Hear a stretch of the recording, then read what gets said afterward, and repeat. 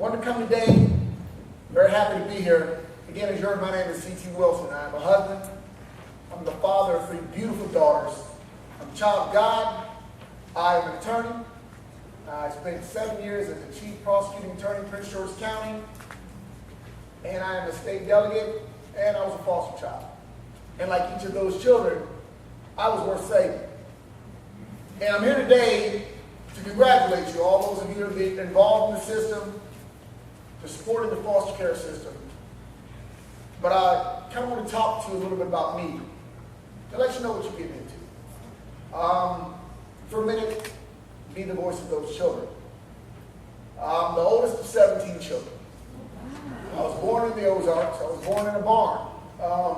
My mom was married at the time. She was a white lady, married to a white dude. As you can see, she stepped out at some point. And in the Midwest, it probably wasn't real accepted, even in 72 when I was born. So she kind of snuck away. And she actually had me in the barn. And like a little, somebody, brings a cat home and tries to feed it and not let anybody know that she had a cat. That's kind of how I was born. Now it was this little secret. Because while she was married, apparently she was still living with her mother, along with her husband, in a very small area. I got to go back and see the shack that I grew up in, and it was phenomenal, to say the least. Well, by the time I was 4 years old, I had 3 sisters, Heather, Holly, and Candy. And they were actually with her husband. He left, but he impregnated her a few times first. So by the time I was 4, I was basically caring for my sisters. And I say that because now that I look back, and I didn't really know it, I was probably 30 before I actually acknowledged it in my heart. My mom was a drug addict. But that's my mom, so you don't ever want to picture her that way. But she was. She was, all her teeth had rotted out. Her hair was falling out, but she was beautiful to me. And we didn't talk. 2 of my sisters were fetal alcohol babies. I couldn't speak. I didn't really start speaking until I was 5. We were malnourished. I suffered from malnutrition.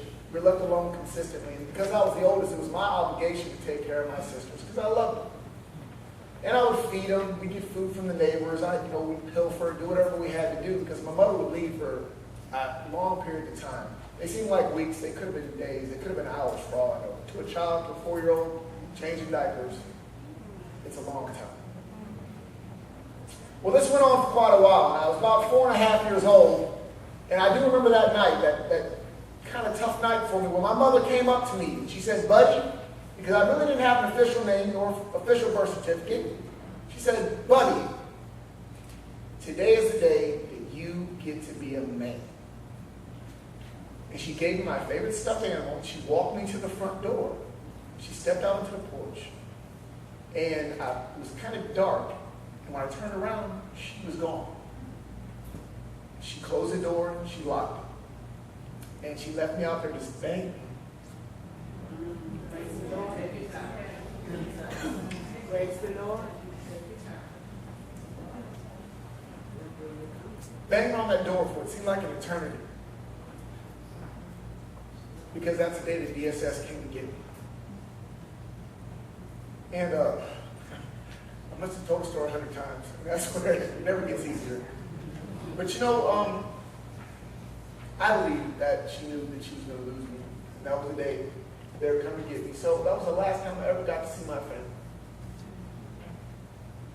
Now from there, I went to the foster care system.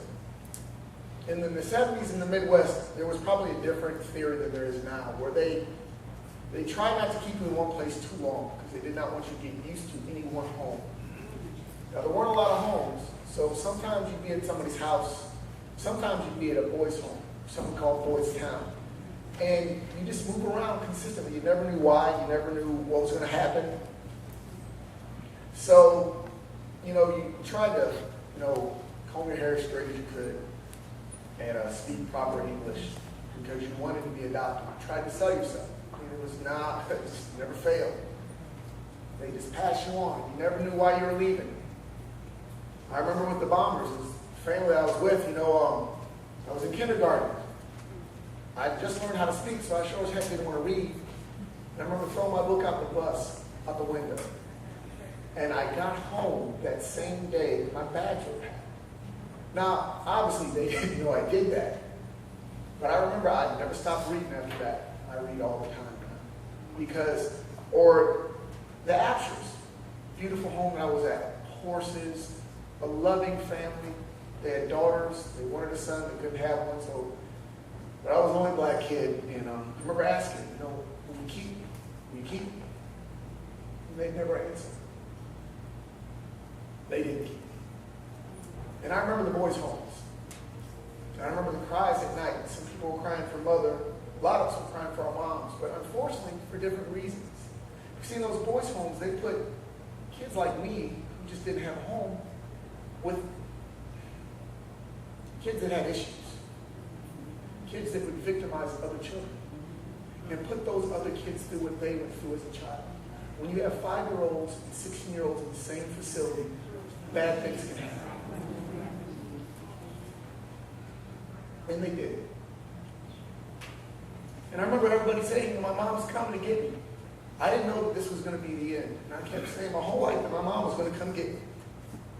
Somebody was going to take me. Somebody was going to see me and see some value in me. So, it didn't really happen that way. So, my mindset was basically a total lack of trust. I kept looking over my shoulder for my mother, and she had 14 brothers and sisters. Somebody find enough value in me to come save me.